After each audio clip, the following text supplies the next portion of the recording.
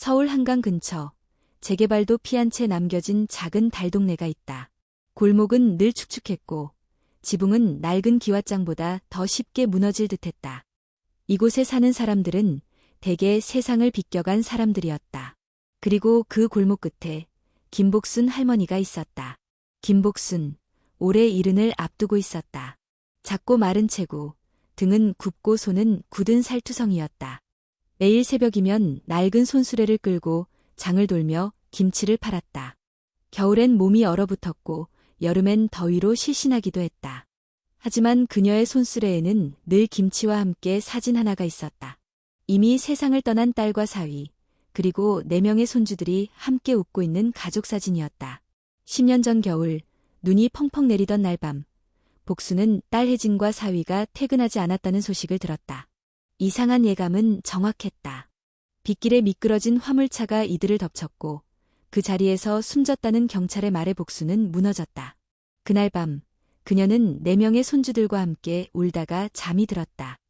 그 후로 마을 사람들은 복순에게 말했다. 이제 그만하세요. 복순 씨, 손주들 보육원 보내고 편히 사세요.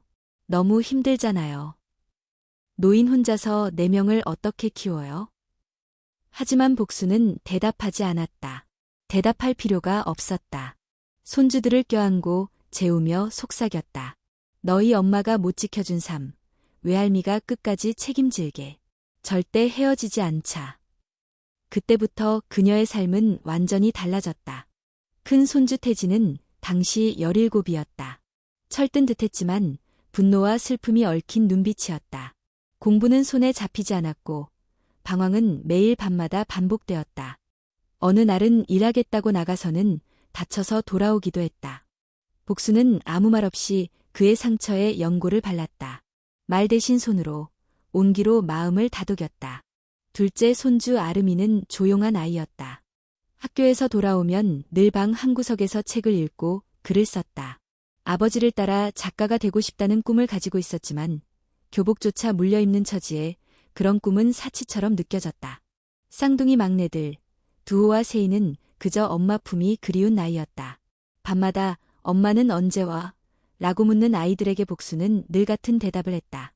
엄마는 별이 됐단다. 매일 밤 너희를 내려다보시지. 복순의 하루는 지독하게 길었다. 새벽 4시에 일어나 김치를 담그고 시장을 돌며 팔았다. 남은 시간엔 아이들 빨래, 식사 준비, 학교 상담에 병원 예약까지 도맡았다. 겨울이 되면 난방비가 없어 전기장판 하나에 5명이 꼭 붙어 잤고 여름이면 선풍기 바람 한 대에 서로 양보하며 잠을 청했다. 그녀가 무너지지 않은 건 오직 하나. 아이들이 웃는 얼굴을 보여줄 때였다. 아름이가 받은 성적표, 태진이가 직접 만든 연탄난로, 세이가 그린 가족 그림. 그런 순간들의 복수는 다시 일어섰다. 그러던 어느 날 아름이의 담임인 강 선생이 집을 찾아왔다. 복순 어르신, 아름이 글솜씨가 정말 좋아요. 글쓰기 대회에 내보내고 싶어요. 복수는 놀라며 물었다. 그런 걸 우리가 해도 되나요? 당연하죠. 꼭 필요한 건 제가 도와드릴게요. 강 선생은 아름이에게 새 노트와 펜을 건네주며 한 기업의 장학재단을 소개했다. 그 기업의 대표가 바로 박민재였다. 그는 언론에 나서는 걸 꺼리는 조용한 사업가였지만 사회공헌에 진심이었다. 며칠 후 박 대표가 직접 복순의 집을 찾아왔다. 안녕하세요. 저는 박민재라고 합니다. 선생님께 이야기를 듣고 찾아왔습니다. 조금이나마 도울 수 있다면 기쁘겠습니다. 복수는 어색하게 고개를 숙였다. 고맙습니다. 정말 이런 도움은 처음이라. 그날 이후 작은 변화들이 시작되었다. 아름이는 장학금을 받아 마음 놓고 글을 쓸 수 있게 되었고 두호와 세이는 새로운 교복을 입고 학교에 갔다. 집에는 오래된 전기선을 교체해준 덕분에 불도 환하게 들어왔다. 하지만 아무도 모르게 태진의 마음엔 다른 불씨가 피어나고 있었다. 그는 박 대표를 보며 어딘가 모를 불편함을 느꼈다. 왜 하필 우리를 도와주는 거지? 저 사람 뭔가 숨기고 있는 거 아니야? 의심은 곧 진실에 닿게 된다. 그리고 그 진실은 복순의 마음을 다시 흔들게 된다. 이야기는 이제 또 다른 겨울을 향해 나아가고 있었다. 겨울이 지나고 봄이 찾아왔지만 서울의 골목 끝 달동네는 여전히 차가웠다. 햇볕은 드물게 들었고 복순의 손가락은 김치를 담글 때마다 여전히 갈라졌다. 그럼에도 불구하고 집안에는 작은 변화들이 시작되고 있었다. 아름이는 강 선생님의 격려 덕분에 글쓰기 대회 참가를 준비하고 있었다. 노트 하나를 꾹꾹 눌러가며 쓰는 모습은 이전보다 훨씬 더 단단해 보였다. 복수는 아름이의 등을 두드리며 말했다. 천천히 써도 돼 너글, 사람 마음 울리더라. 태진은 여전히 박민재에 대한 의심을 품고 있었다. 그가 등장한 이후로 집안의 형편이 나아졌다는 건 부정할 수 없었지만 마음 한 구석에선 불편함이 계속 맴돌았다. 복순이 박민재와 함께 찍힌 사진이 지역신문에 실리자 태진은 신문을 구겨 쓰레기통에 던졌다.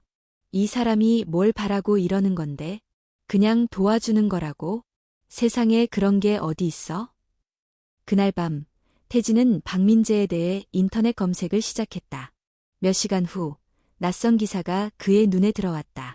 3년 전 박민재 대표 소속 운송회사 소속 화물차 교통사고로 부부 사망. 운전자 무면허로 밝혀져 논란. 태진의 눈이 흔들렸다. 그 기사 속의 날짜, 장소, 그리고 사고 상황. 모두 그의 부모가 세상을 떠난 날과 일치했다. 다음 날 태진은 복순에게 신문기사를 내밀었다. 외할머니, 이 사람, 그날 사고 낸 회사 사람이에요. 엄마, 아빠 죽게 한 사람이라고요. 복순은 한참 동안 아무 말도 하지 못했다. 손에 쥔 찻잔이 덜덜 떨렸다. 눈물이 고인 눈으로 박민재의 얼굴이 떠올랐다. 따뜻하게 미소 짓던 그 사람, 매번 김치가 맛있다고 말해주던 그 사람. 잠시 후 복수는 조용히 말했다. 그럼 이제 그 사람 도움받지 말까? 태진은 고개를 끄덕이며 말했다. 우리 우습게 보이고 있을지도 몰라요. 동정하는 척, 죄책감으로 다 덮으려고. 하지만 그날 밤 복수는 잠을 이루지 못했다. 박민재의 얼굴과 자신의 딸이 웃던 마지막 모습이 교차했다. 그녀는 밤새 고민 끝에 다음 날 아침 박민재를 찾아가기로 결심했다. 박민재는 사무실에서 그녀를 반갑게 맞이했다. 복순 어르신, 무슨 일로? 그녀는 말없이 기사 복사본을 그의 책상에 올려놓았다. 박민재의 표정이 굳었다. 그는 천천히 기사에 시선을 떨구었다가 조용히 입을 열었다. 알고 계셨군요. 네, 맞습니다. 그 사고는 제 회사 차량이었습니다. 당시 제가 해외 출장 중이었고 운전자는 계약업체 직원이었어요. 책임에서 도망치고 싶지 않았습니다. 제가 할 수 있는 건 남은 사람에게 조금이라도 덜 아프게 하는 일이었습니다. 복수는 말없이 고개를 숙였다. 한동안 침묵이 흐른 뒤 그녀가 입을 열었다. 딸과 사위의 죽음은 내게 너무 큰 고통이었어요. 하지만 그보다 더 큰 건 내 아이를 책임져야 한다는 현실이었지요. 만약 당신이 진심이라면 죄를 씻는 방법은 이런 식으로도 가능한 거겠지요. 그녀는 고개를 들고 말했다. 하지만 우리 아이들에게는 이 사실을 억지로 이해시키지 않겠어요. 진실은 시간이 알려줄 겁니다. 복순이 돌아간 뒤 박민재는 혼자 책상에 앉아 긴 한숨을 내쉬었다. 그가 짊어진 과거는 사라지지 않았지만 처음으로 누군가가 그 죄를 함께 바라봐준 기분이었다. 며칠 후 태진은 집을 나갔다. 어디로 가는지도 말하지 않았다. 복수는 그가 어디로 향할지 알 수 없었지만 단지 기도할 수밖에 없었다. 다치지 말고 돌아오렴. 그 사이 아름이는 마침내 글쓰기 대회에 출품할 작품을 완성했다. 제목은 글에는 그녀의 가족, 외할머니, 잃어버린 부모, 그리고 조용히 흐르는 슬픔과 사랑이 담겨 있었다.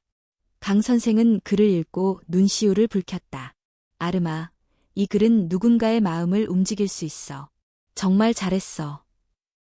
복수는 밤마다 아름이의 글을 읽어달라고 부탁했다. 그녀는 글 속에서 딸 혜진의 목소리를 들었고 아이들의 웃음을 다시 떠올릴 수 있었다.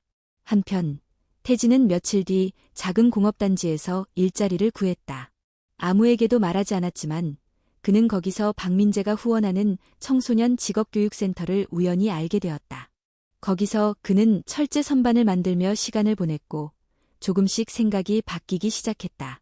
세상이 전부 나쁘진 않구나.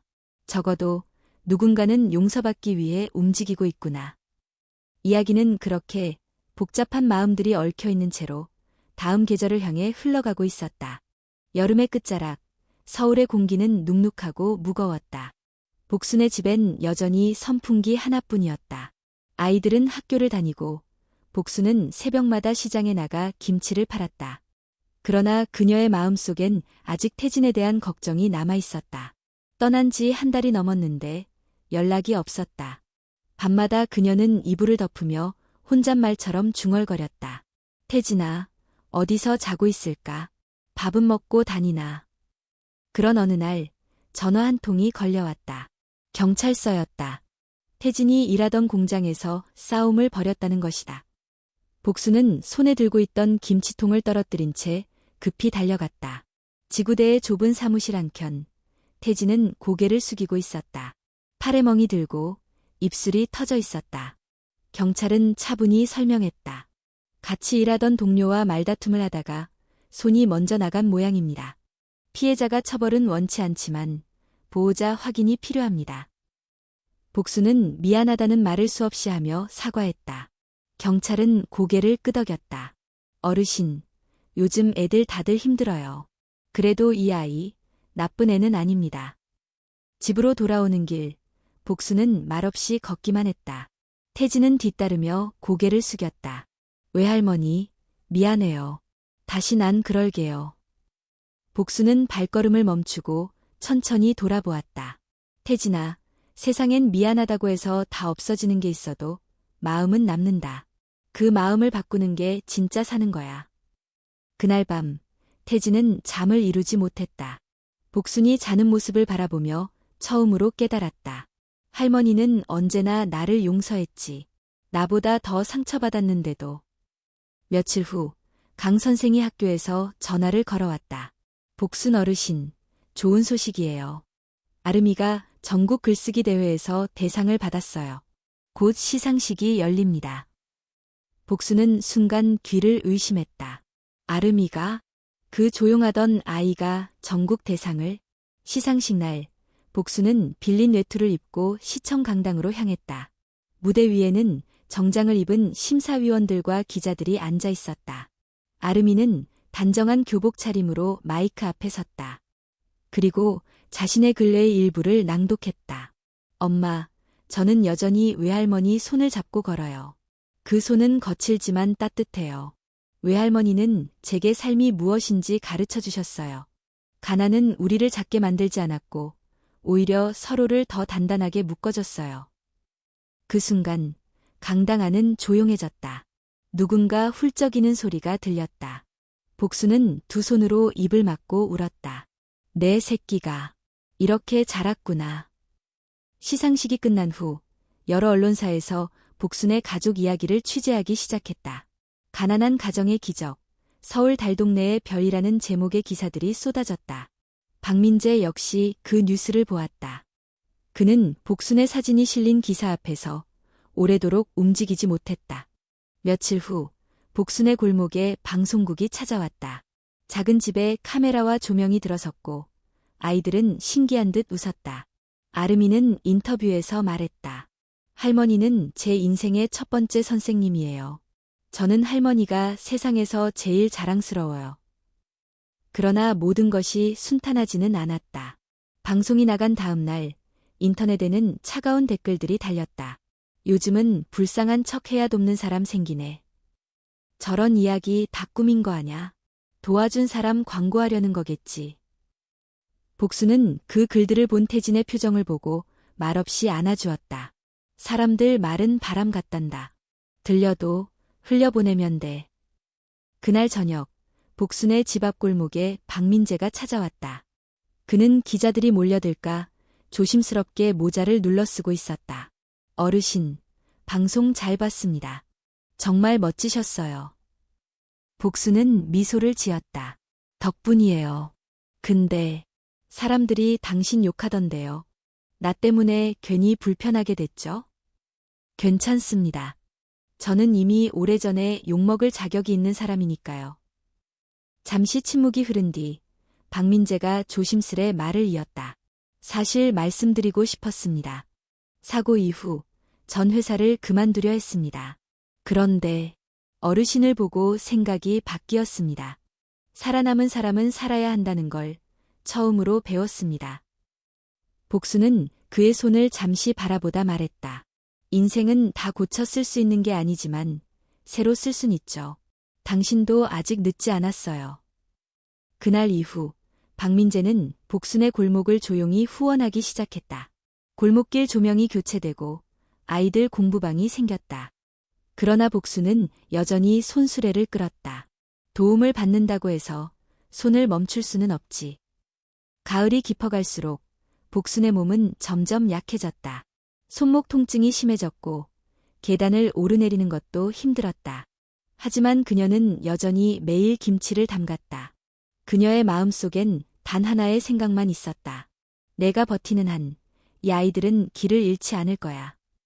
그리고 어느 날 태진은 퇴근 후 조용히 복순에게 말했다. 외할머니, 저 내일부터 기술학원 등록했어요. 용접 배우려고요. 박민재 사장님 회사에서 장학금 주신대요. 복순은 놀라 눈을 크게 떴다. 그래, 잘했다. 공부든 일이든 끝까지 하는 게 중요하지. 그녀는 미소 지었지만 마음 한구석이 아려왔다. 시간이 흘러도 사람은 늘 미완성인 채로 사랑하고 용서하고 살아간다. 그리고 그 사실을 깨닫는 순간 복수는 어쩐지 딸 혜진의 목소리가 들리는 듯했다. 엄마, 이제 좀 쉬어요. 나 대신 잘 키웠잖아요. 가을이 지나고 첫눈이 내릴 무렵 달동네 골목은 조용했다. 바람은 차가웠고 복순의 기침은 점점 깊어졌다. 이따금 밤중에 숨을 고르며 일어나는 일이 많아졌지만 그녀는 아무 말도 하지 않았다. 다만 예전보다 조금 더 자주 아이들의 얼굴을 오래 바라보았다. 아름이는 이제 고등학교 3학년이 되었고 대학 진학 준비에 한창이었다.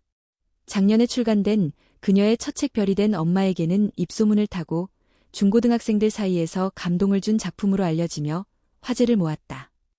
출판사에서는 두 번째 책을 준비해보자는 제안을 했고 아름이는 복순의 일기장을 조심스럽게 펼쳤다.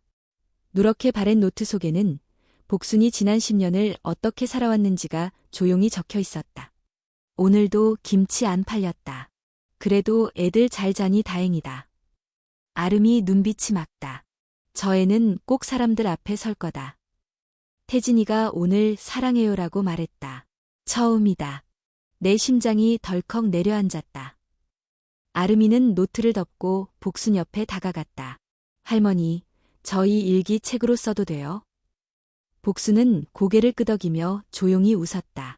그거 나 혼자 기억하려고 쓴 건데 내가 기억해주면 좋지. 며칠 후 방송국에서 연락이 왔다. 올해의 인물이라는 특집 다큐멘터리에 복순을 출연시키고 싶다는 제안이었다.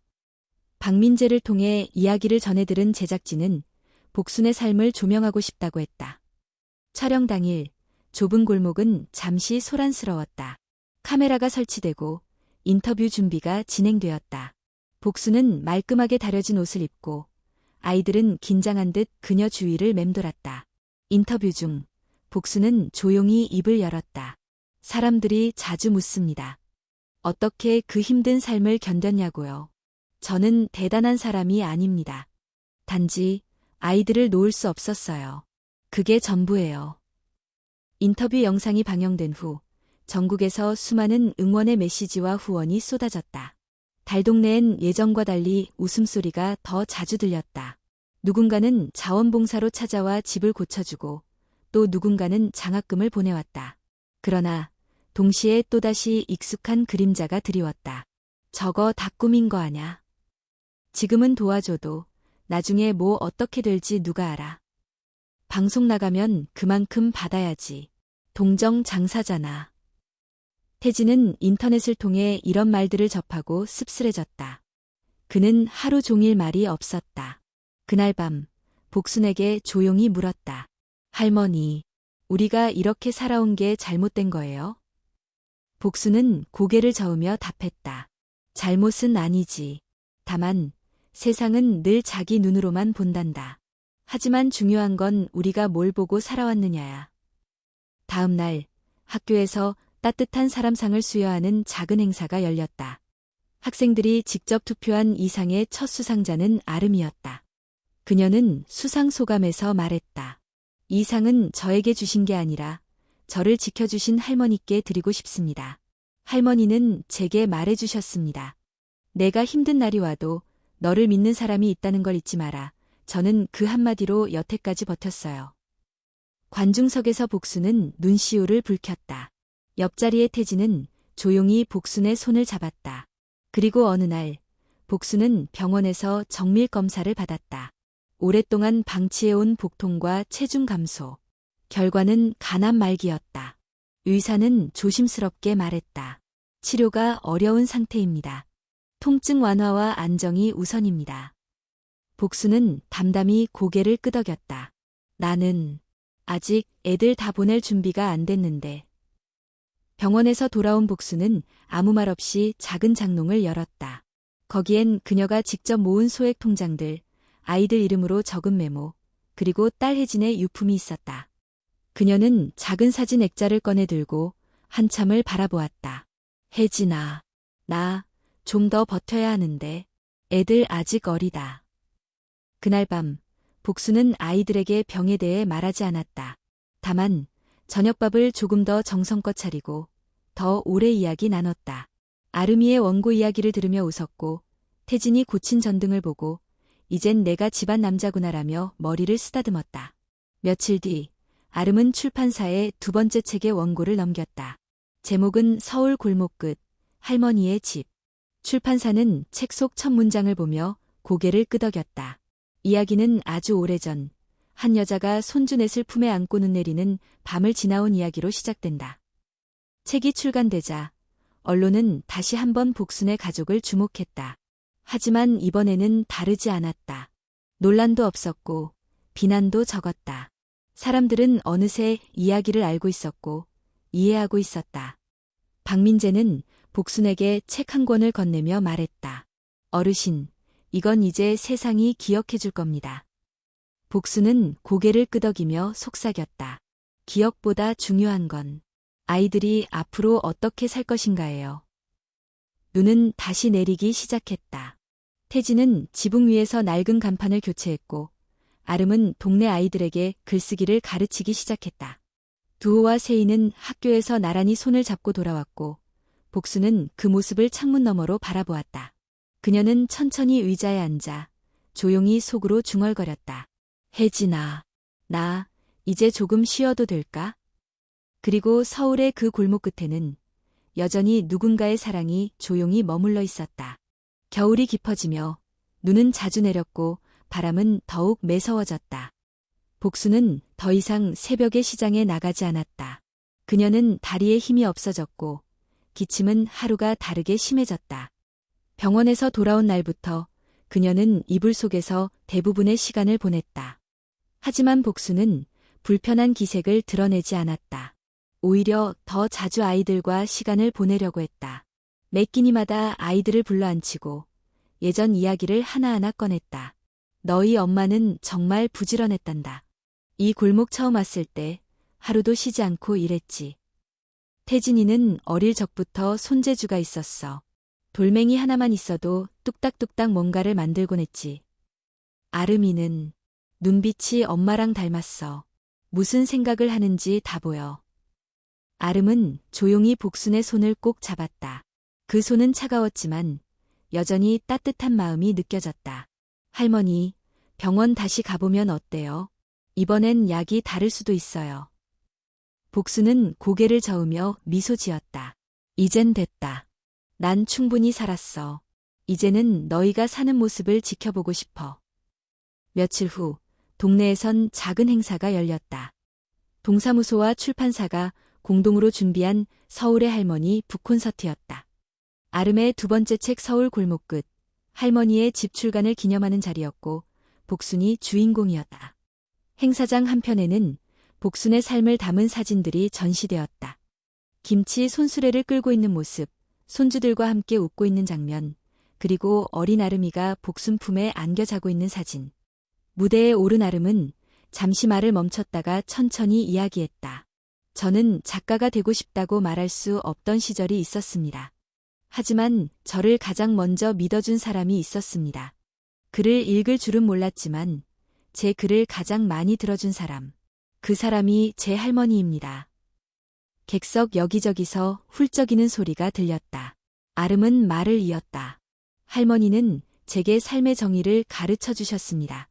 고통은 피할 수 없지만 사랑은 선택할 수 있다고요. 그래서 저희는 사랑을 선택했습니다. 그날 밤, 복수는 아이들 모두와 함께 조용한 식사를 했다. 그 자리는 평소보다 오래, 천천히 흘렀다. 마지막으로 복수는 각 손주의 손을 꼭 잡았다. 태진아, 고맙다. 내가 없었으면 이 집이 못 버텼을 거야. 아름아, 내 글로 많은 사람을 위로해줘. 두호야, 세희야, 싸우지 말고 서로 챙기며 살아. 늘 함께야.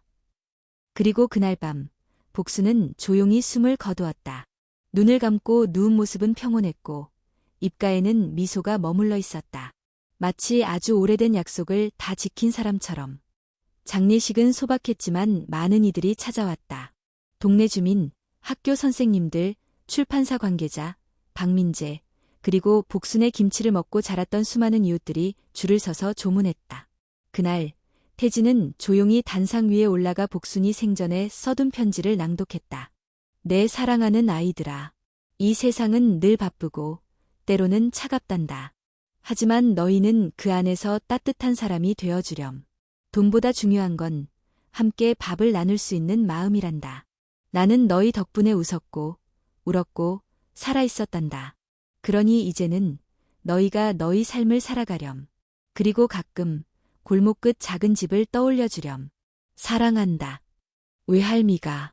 편지를 다 읽은 태진은 눈물을 훔치며 말했다. 이제 저희가 지켜드릴게요. 할머니가 지켜주셨던 모든 것을. 몇 달 후, 달동네의 작은 골목길은 서울시의 기억의 공간 프로젝트에 선정되었다. 복순이 살던 집은 마을 기록관으로 바뀌었고 그 안에는 아름이의 원고, 복순의 일기장, 그리고 아이들의 사진이 전시되었다. 골목 입구에는 작은 표지판이 세워졌다. 김복순 할머니의 집, 사랑으로 한 세대를 키워낸 사람의 흔적이 있는 곳.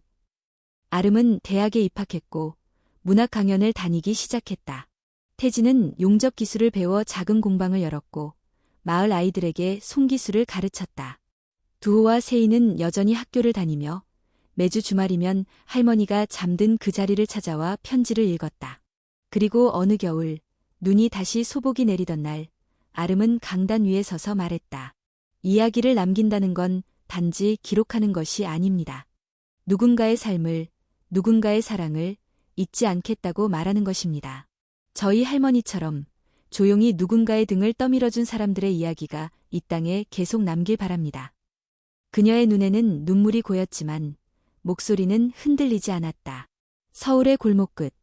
그곳엔 여전히 복순의 온기가 남아있었다. 그리고 그 온기는 세상을 조금 더 따뜻하게 만들고 있었다.